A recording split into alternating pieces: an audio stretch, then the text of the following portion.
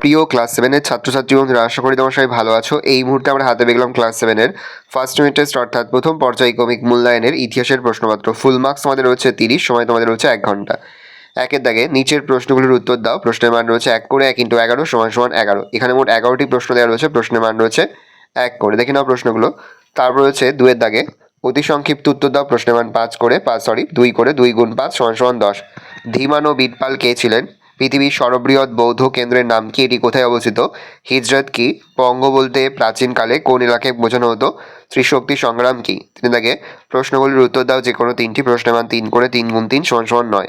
রাজা লক্ষণ সেনের রাজসভায় পঞ্চরত্ন কারা ছিলেন? রাজা বল্লাল সেনের লেখা যে কোনো একটি বইয়ের নাম লেখো। টিকা লেখো মাৎসন্যায়।